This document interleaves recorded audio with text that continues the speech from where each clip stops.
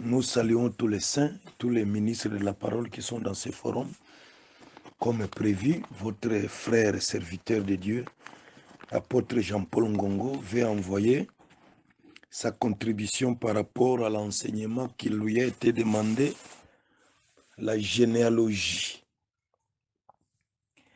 Avant que j'analyse, je vais lire d'abord une écriture dans le livre de Matthieu, chapitre 15, 12 jusqu'à 13. Nous lisons au nom de Jésus.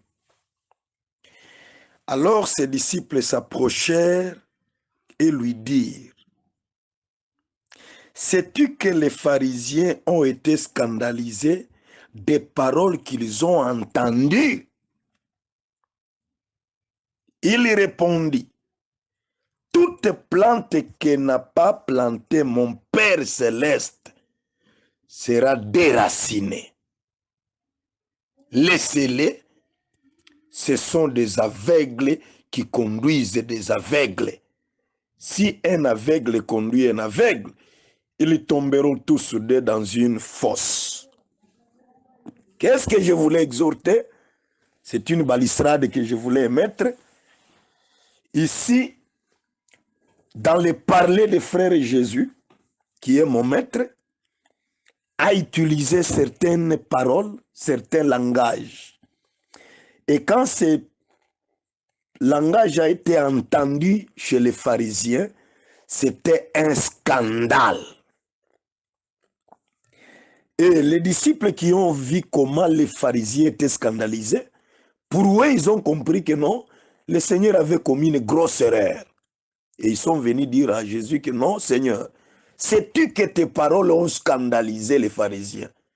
Au lieu que Jésus dise, allez leur dire qu'ils me pardonnent, mais le Seigneur, mon maître, lui dit, laissez-les.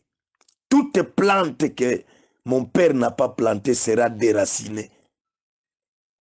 Ce sont des aveugles qui conduisent les aveugles.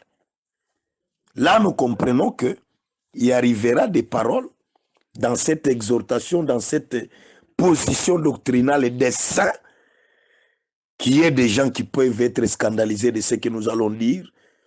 Ne vous en faites pas.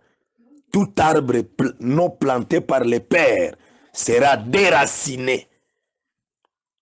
J'aime et je bénis mon frère docteur Jean Ngongo, qui a commencé avec l'intervention sur la lignée.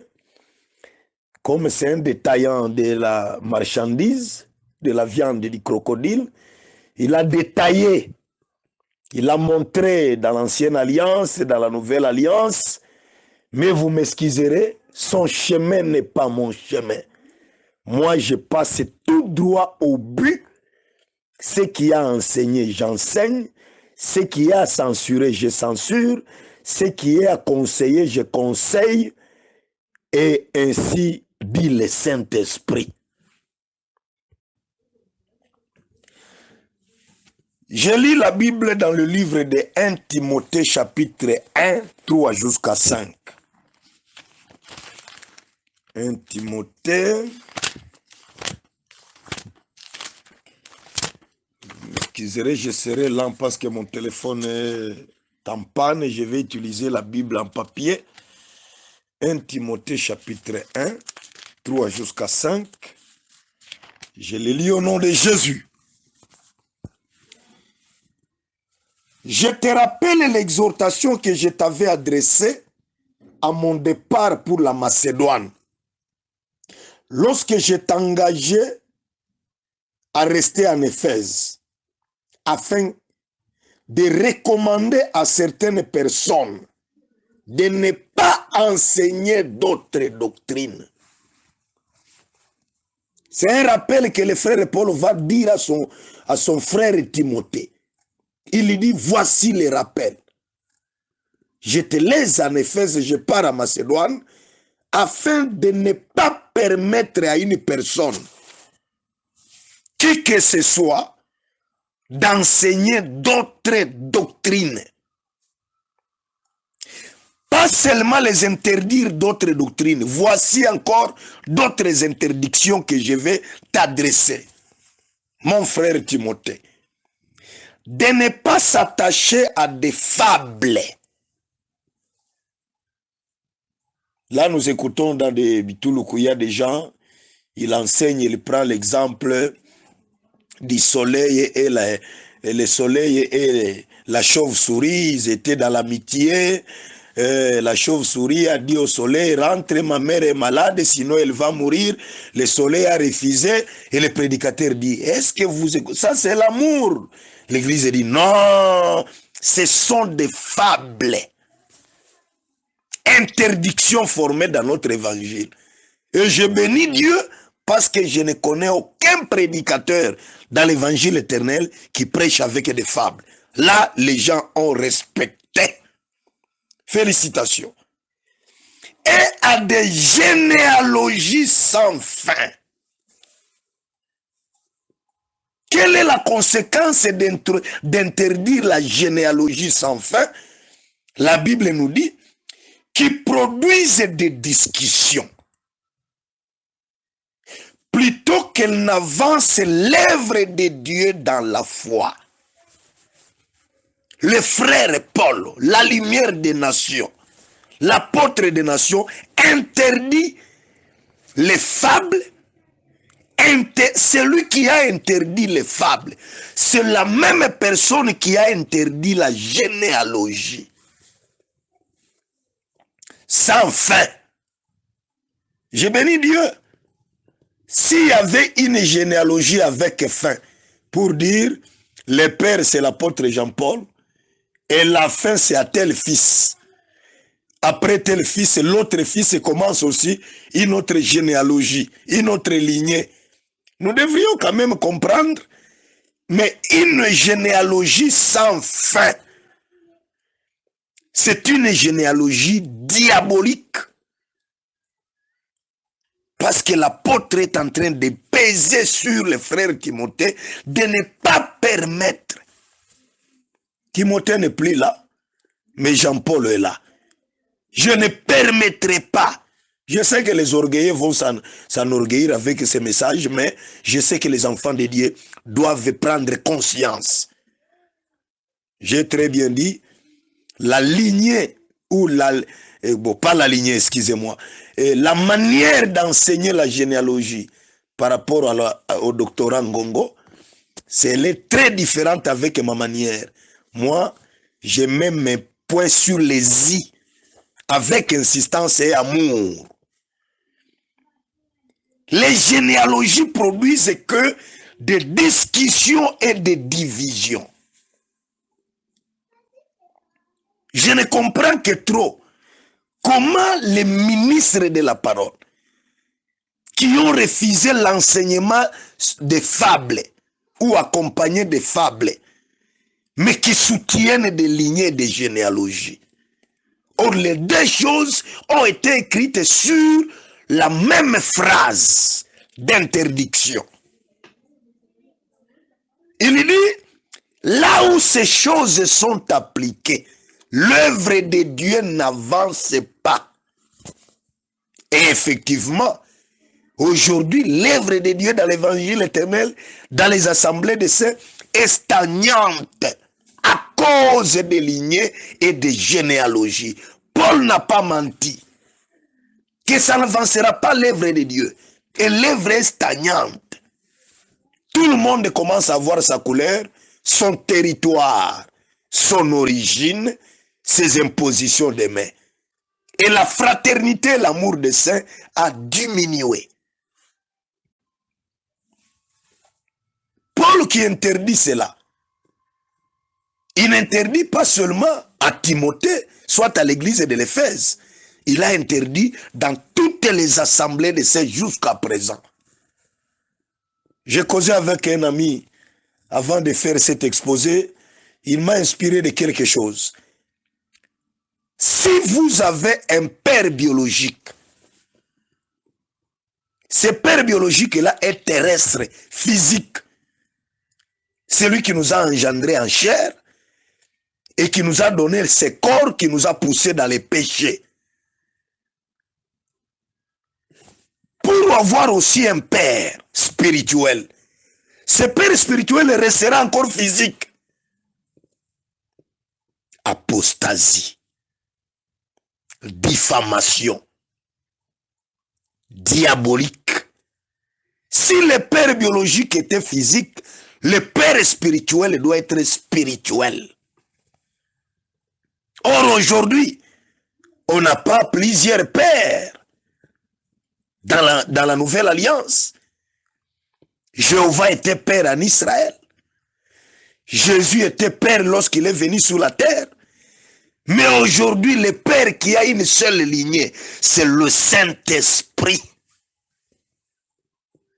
Parce que même quelque part, le frère Jésus a dit, lorsqu'on va vous arrêter, on va vous amener en prison, ne vous inquiétez pas de ce que vous allez parler. L'esprit de votre Père qui est dans les cieux parlera en vous.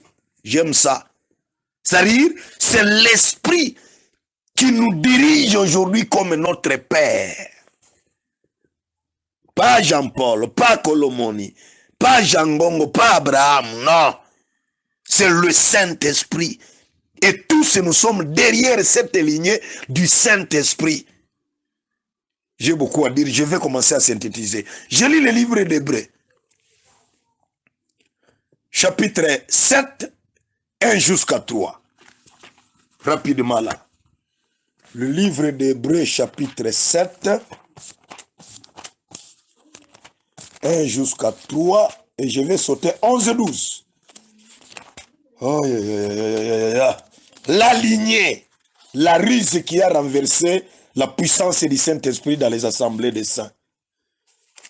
Hébreux 7, 1, 3, je lis au nom de Jésus-Christ. En effet, c'est Melchisedec qui était roi de Salem, sacrificateur du Dieu très haut. Il alla au-devant d'Abraham lorsqu'il revenait des fêtes des rois. Il les bénit. Et Abraham lui donna la dîme de tout. Il est d'abord roi de justice, d'après la signification de son nom. Ensuite, roi de Salem, c'est-à-dire roi de paix. Il est sans père, sans mère, sans généalogie. Suivez-la très bien. Il n'a ni commencement, ni jour de fin de vie, mais il est rendu semblable au Fils de Dieu. Je saute parce que je suis très rapide, parce que j'ai beaucoup à dire. Je saute 11 et 12. Si donc la perfection avait été possible par les sacerdoces lévitiques, car c'est sur ces sacerdoces que reposait la loi donnée au peuple, était-il encore nécessaire qu'il paraisse un autre sacrificateur selon l'ordre de Melchisedec et non selon l'ordre d'Aaron? Car le sacerdoce étant changé, j'aime ça, il y a aussi nécessairement un changement de loi. S'il y avait la loi de la la lignée de la généalogie pendant la loi dans les sacerdoces aaroniques, mais le sacerdoce a changé son système, son culte, sa manière de célébrer ce culte-là, tout change. Et aujourd'hui, nous ne sommes pas dans la sacrificature aaronique, nous sommes dans la sacrificature de Melchisedec, qui est le type de Christ. Et on nous a dit, dans la sacrificature de Melchisedec, c'est quelqu'un qui n'a pas de généalogie. Avant lui, il n'y avait pas un peuple qui l'ont précédé. Après lui, il n'y en aura pas. Et c'est pourquoi je peux encore aller copier quelque chose. Dans le livre de Daniel, chapitre 9, la Bible dit, lorsque l'Oint sera retranché, la mort de Jésus-Christ, il n'y aura pas de successeur. Autrement dit, un autre type d'homme qui peut nous dire aujourd'hui, je vous dirige, je vous conduis, je vous sauve. Personne. Il est le seul, l'unique à son genre, Jésus de Nazareth. La généalogie est diabolique et satanique. Et c'est la seule ruse qui a amené que l'amour de plusieurs puisse se refroidir parmi les saints. Je vais lire Tite chapitre 3. Les bonnes choses viendront, papa. Je suis d'abord dans la Bible. Tite chapitre 3, 8 et 11. Oh là là. Tite chapitre 3, 8 et 11, je lis au nom de Jésus. La Bible dit ceci. Cette parole est certaine. Je suis dans la doctrine, frère. Cette parole est certaine. Et je veux que tu affirmes ces choses. Afin que ceux qui ont crié en Dieu s'appliquent à pratiquer de bonnes œuvres. C'est une parole certaine. On doit l'appliquer, l'affirmer aux gens qui ont crié à appliquer de bonnes œuvres. Voilà ce qui est bon et utile. Les bonnes œuvres. La fraternité, l'amour, l'hospitalité, la sainteté. Mais évitez les discussions folles. Tu es père de qui? Tu es fils de qui? Les généalogies, les querelles et les disputes relatives à la loi. Car ces choses-là, elles sont inutiles et vaines. J'aime ça.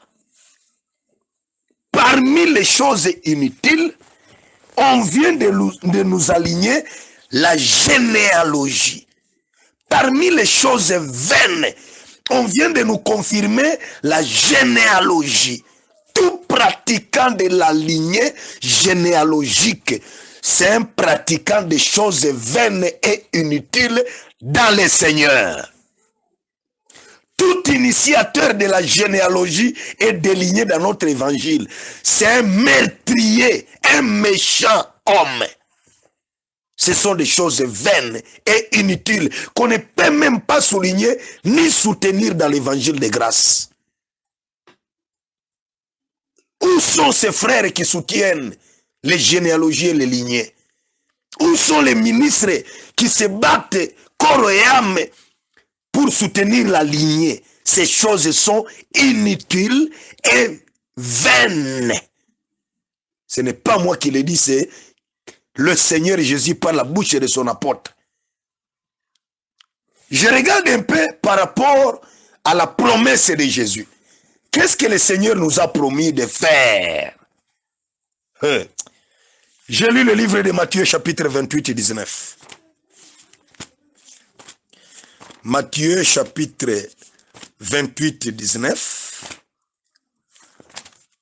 Je vais parler, frère. Je commence avec la parole de Dieu parce que tout doit avoir sa base sur les Écritures avant que je puisse attaquer ces démons. La Bible dit ceci, 19. Allez, faites de toutes les nations des disciples, les baptisants. Ma préoccupation, c'était 19a.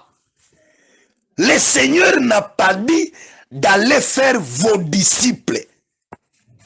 Le Seigneur a dit d'aller faire des disciples. Ces disciples-là appartiennent à une seule personne qui est Christ. Vous voyez, il y a la préfabrication des concepts pour perturber l'équilibre de la doctrine dans les assemblées. Ce sont mes disciples. Aucun homme sur la terre n'a droit de fabriquer ses disciples. Tous les disciples qui nous entourent appartiennent à Christ seul. Quand vous commencez à vous approprier des disciples, vous prenez la place de Christ et là directement nous vous qualifions d'un antéchrist.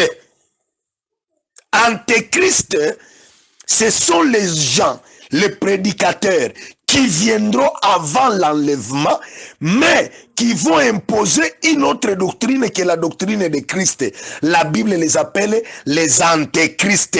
Et l'apôtre Jean dit, ils sont très nombreux, même parmi les assemblées des saints. Mais l'antichrist sera une seule personne. Ici, nous faisons face aux antéchrists. des prédicateurs, des docteurs de mensonges qui imposent d'autres doctrines parmi les enfants de Dieu et parmi lesquels nous trouvons la doctrine de la lignée. Ce sont des antéchristes. Il n'y a pas une autre appellation. Il dit d'aller faire des disciples, les disciples qui appartiendront à Christ. Je peux encore aller très loin. En allant très loin, même par rapport à l'enseignement sur la prière, Matthieu chapitre 6. Qu'est-ce que le Seigneur avait dit? Matthieu chapitre 6, le 9e verset. Jésus enseignait comment prier. Il arrive au 9e verset, il dit, voici donc comment vous devez prier. Notre Père qui est aux cieux. Pas notre Père qui nous a engendrés par la parole.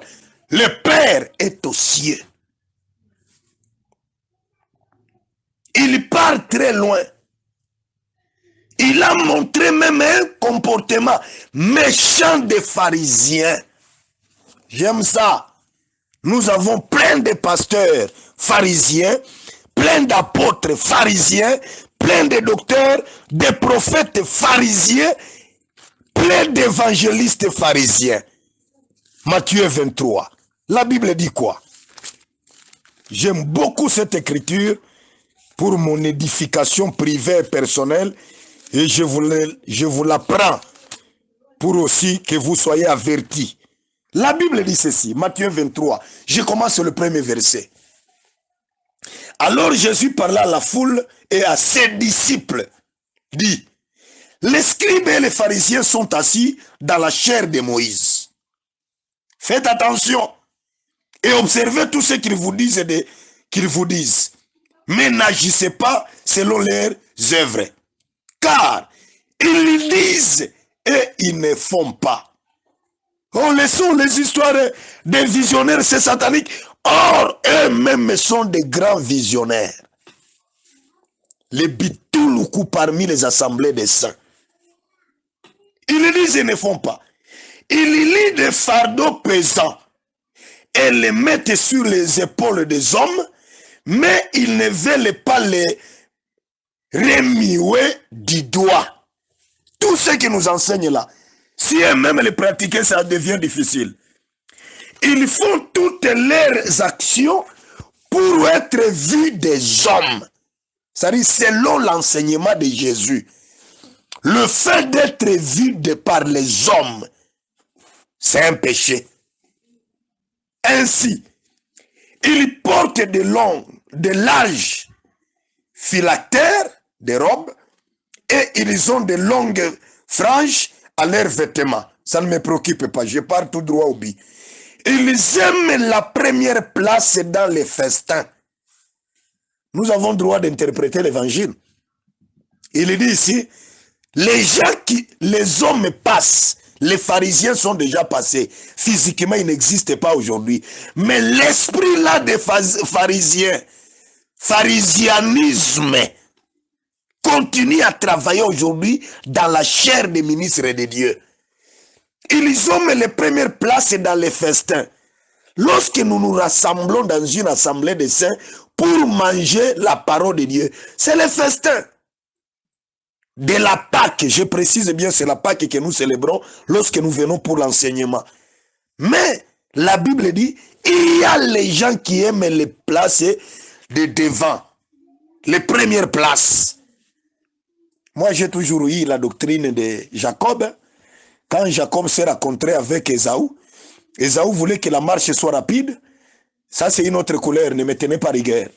Mais la Bible dit, Jacob a dit à Ésaü, toi tu peux avancer. Moi, je viens derrière les brebis, au pas de mes brebis. Si je suis ta marche, je risque de tuer toutes les brebis en cours de route. C'est-à-dire, un bon berger, un bon responsable, un bon leader doit rester derrière ses brebis.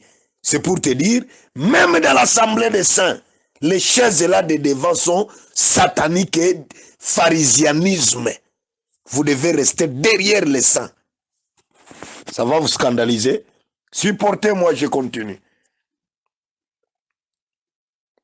Ils aiment à être salués dans les places publiques et à être appelés par les hommes Rabbi, maître, mon mentor, mon père, pharisianisme dans une autre couleur.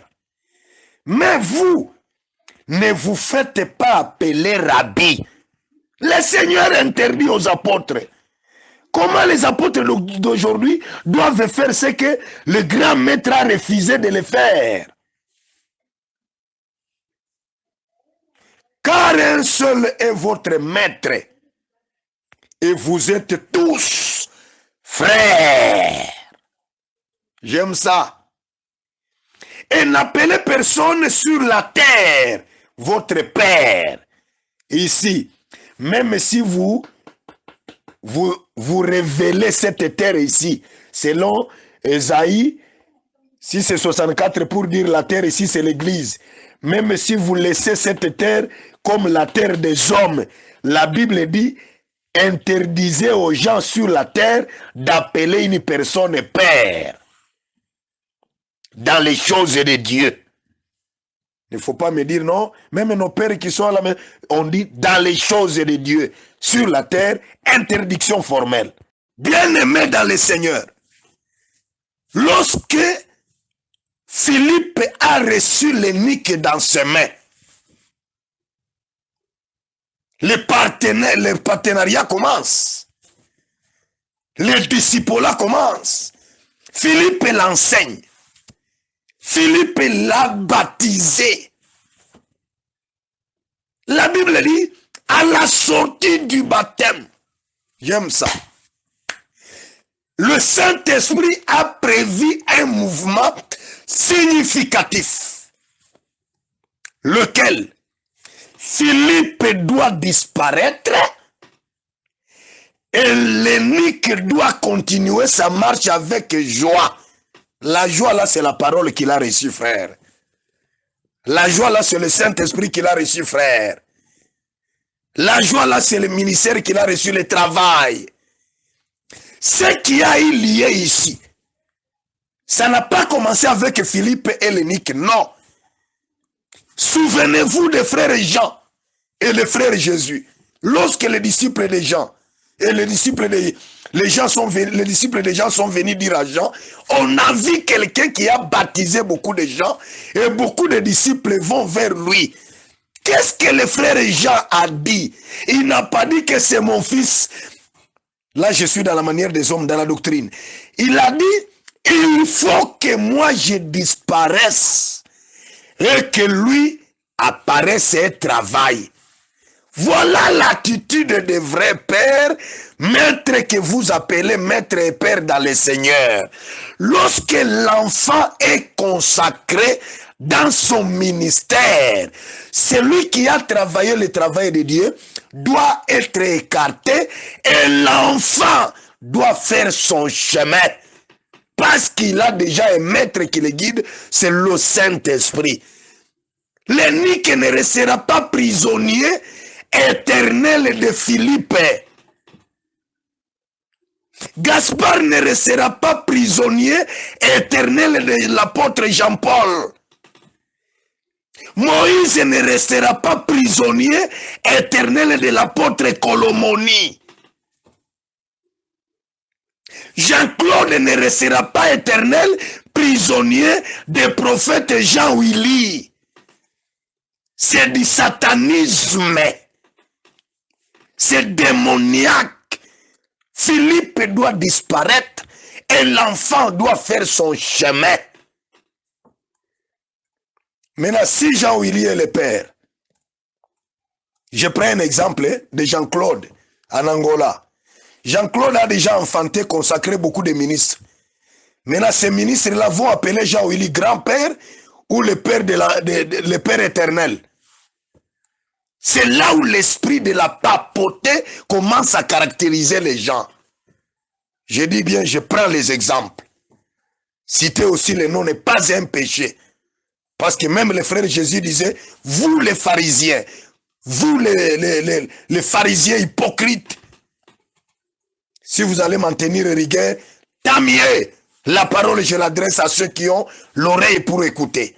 Ceux qui m'insultent, soyez bénis. D'ailleurs, les insultes et les critiques, par rapport à mon évangile, me donnent la bonne santé. Si les gens ne disent pas mal envers mon évangile, parfois je souffre.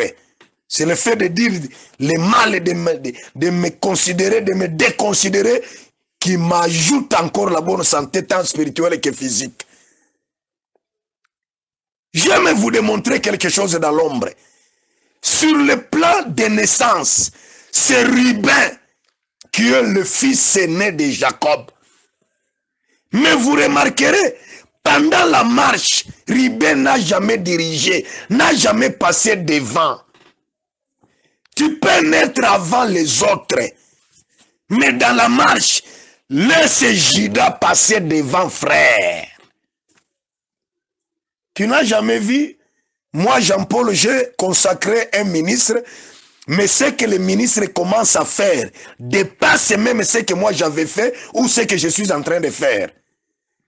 Et vous voulez souffrir du complexe? Non, ce petit-là, tout ce qu'il fait, c'est moi. Non, ce n'est pas toi, c'est le Saint-Esprit. Orgueilleux, pharisien, pharisianisme dans l'évangile de grâce.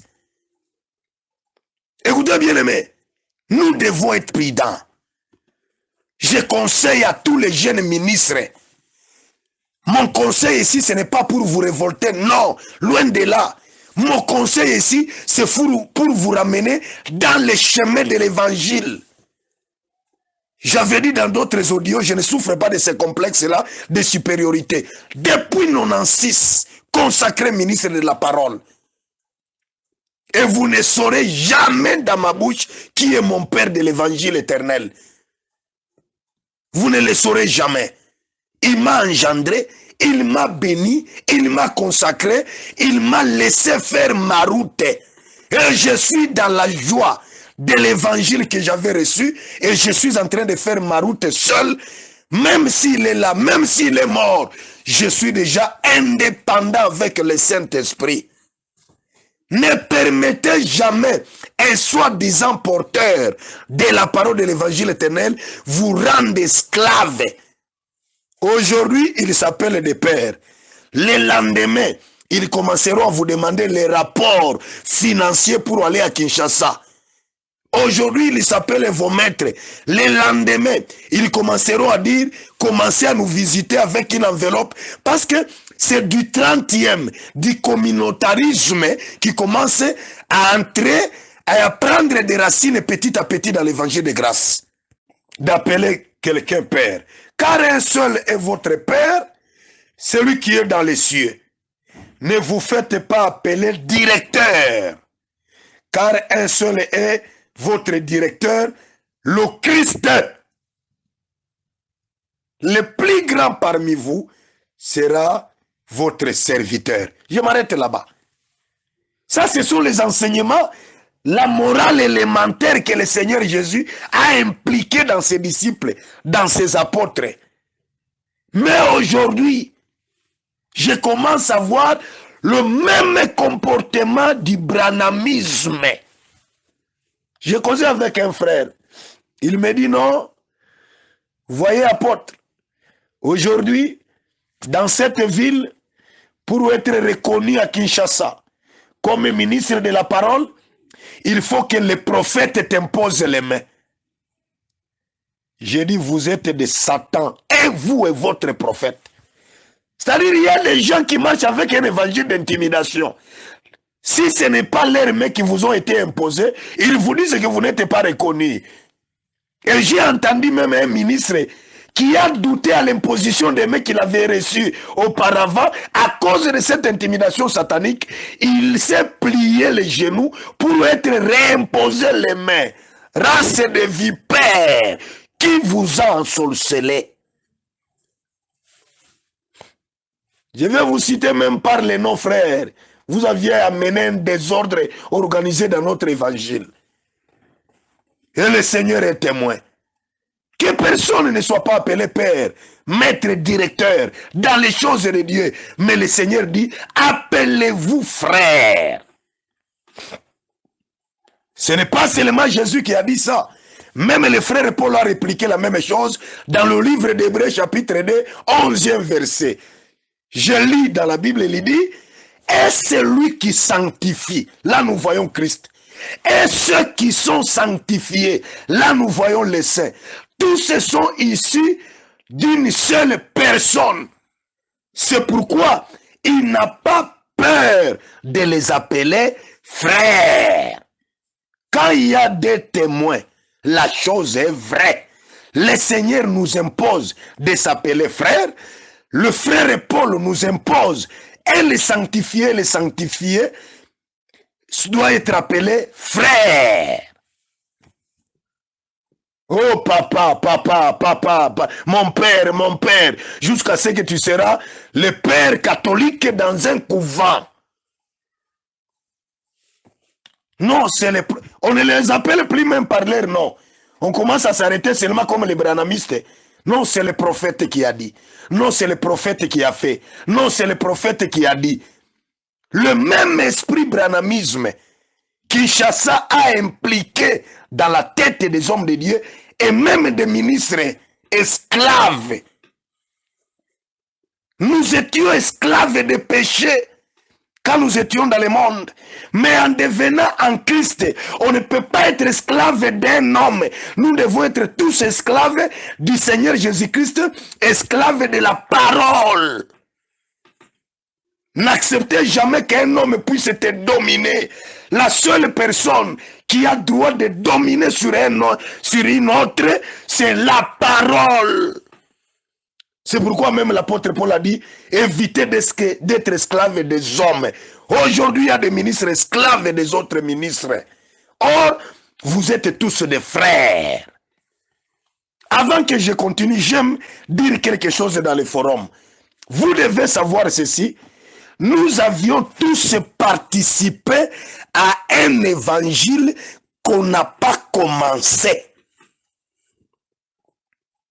Frère, parce que tu as eu l'inspiration, tu as été touché par le Saint-Esprit pour parler de cet évangile éternel avant les autres.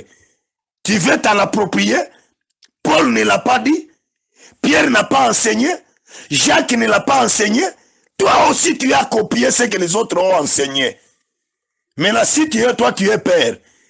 Maintenant, Paul sera appelé qui? Le père des pères. Maintenant, nous avons l'évangile des petits-fils.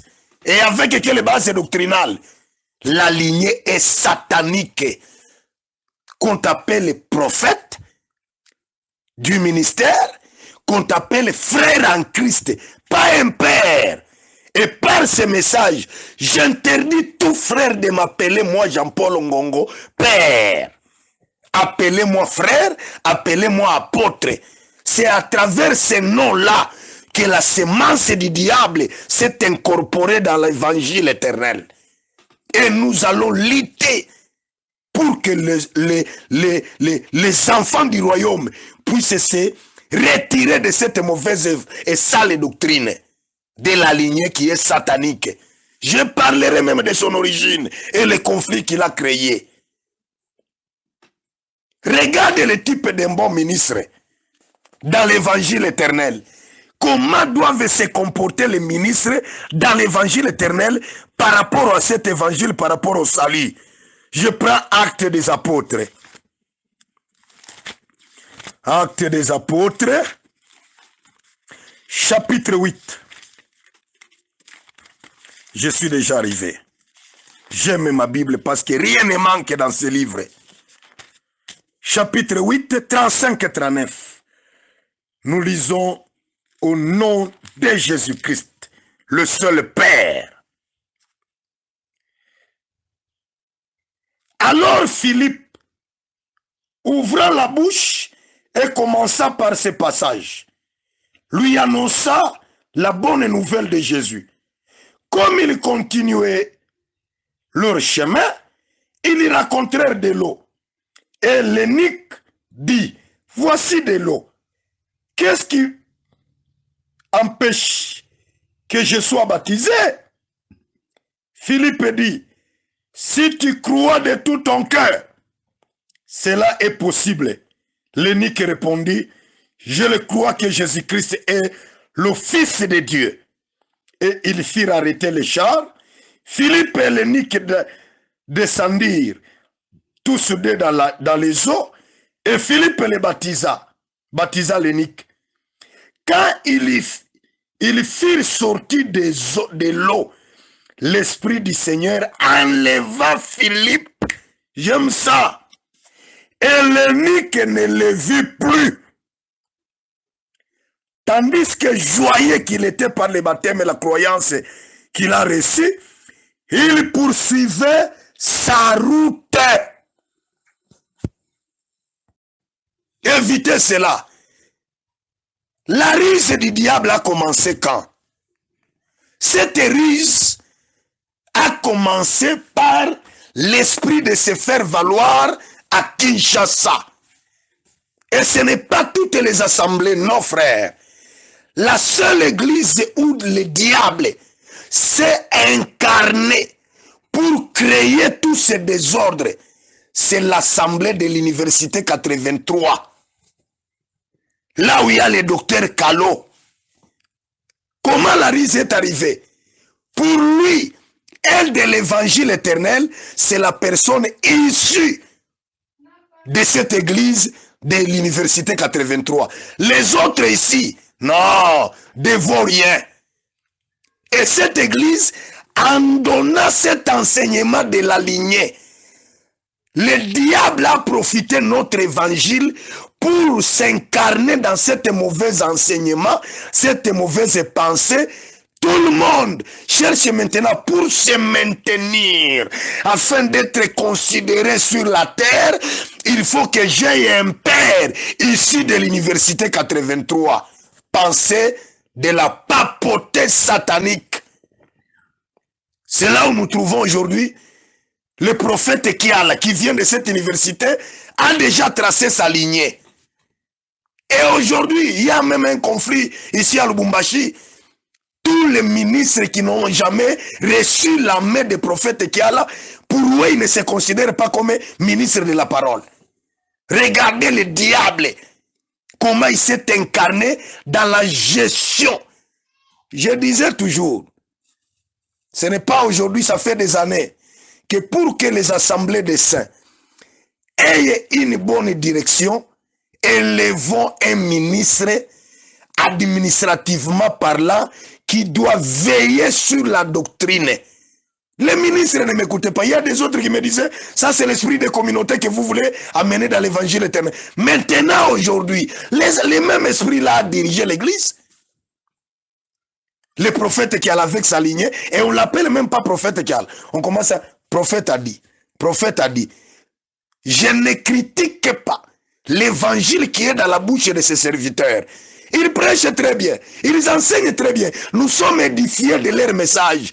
Mais la gestion de la doctrine et la gestion des églises, ils ont biaisé, ils ont laissé une brèche au diable pour venir ruiner les assemblées. Je vais vous dire noir sur blanc.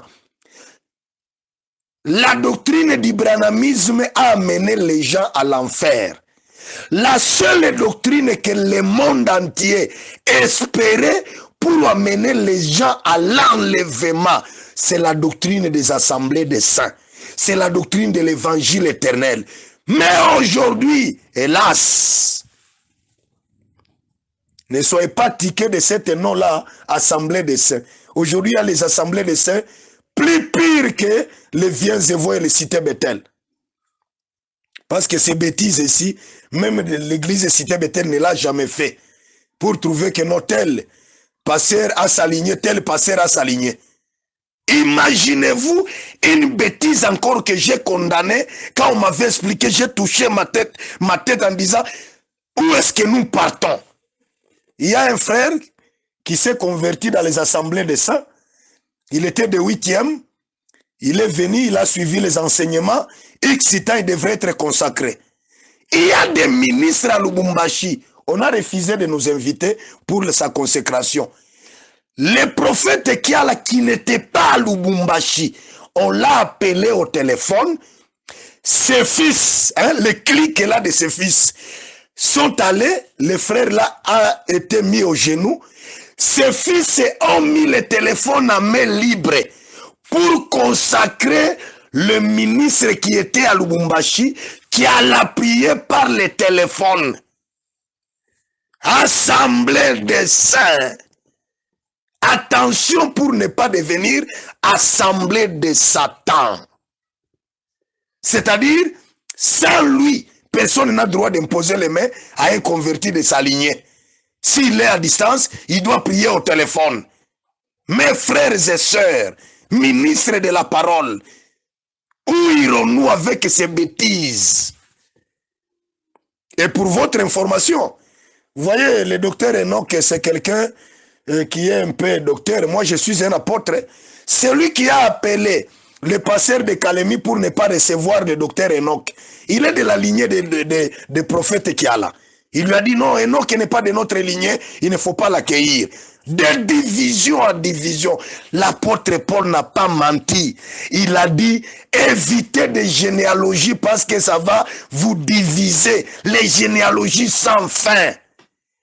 Et lorsque l'Université 83 a préfabriqué des pères pour tailler des lignées différentes, ceux qui sont venus de l'Équateur n'étaient pas bien accueillis.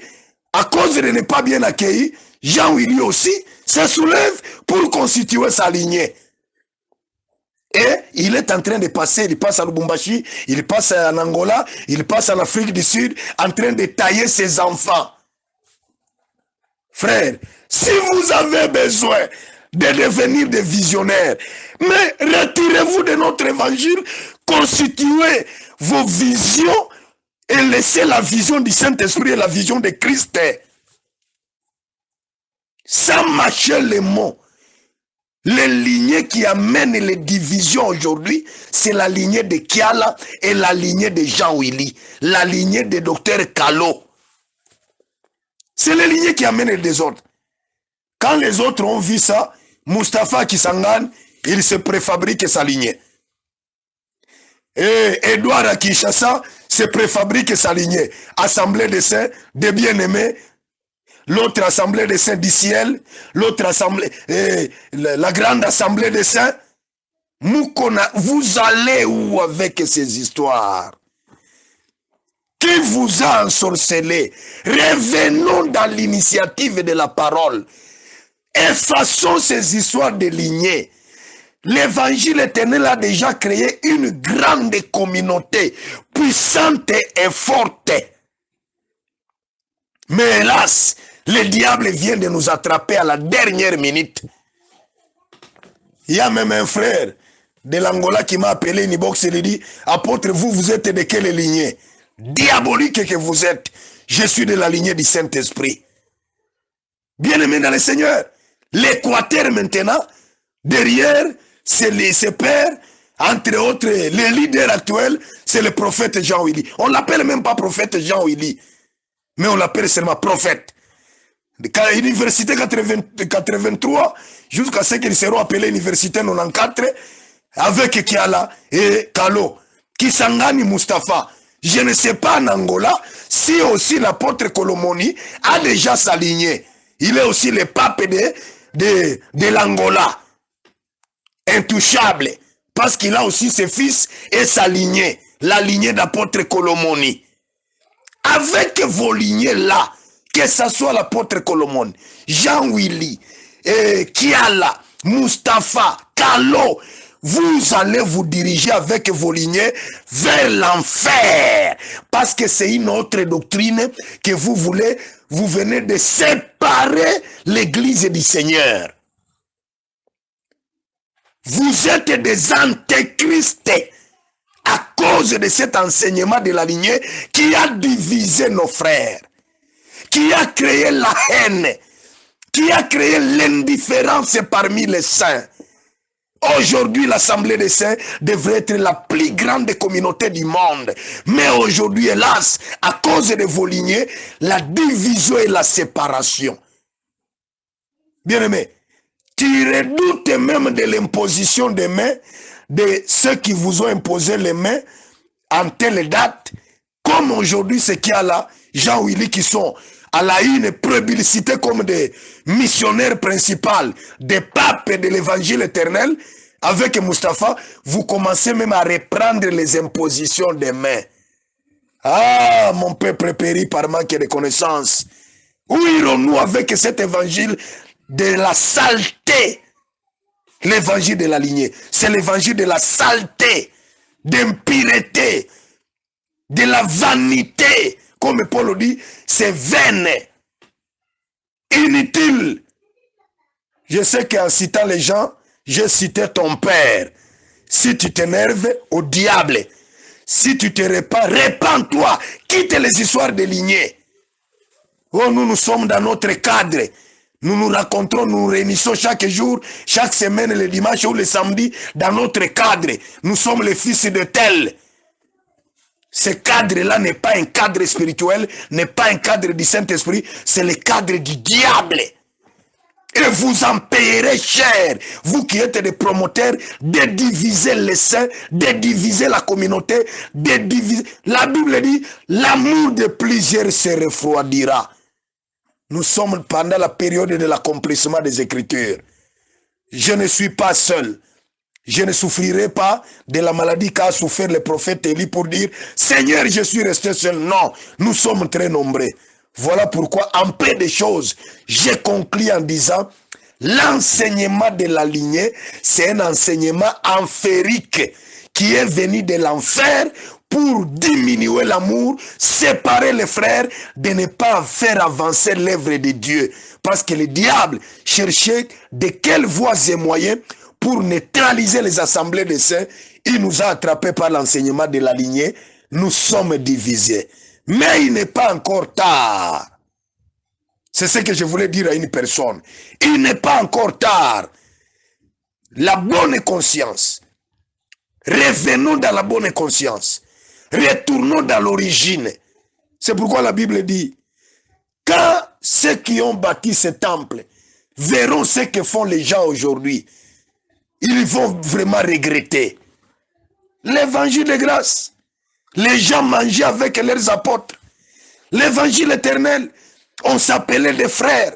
Nous sommes sur la même table avec des ministres. Nous partageons les repas. Mais aujourd'hui, les ministres sont devenus intouchables. Or, la Bible dit, celui qui veut devenir grand doit devenir serviteur des autres. Je conseille un cœur. Je conseille une âme.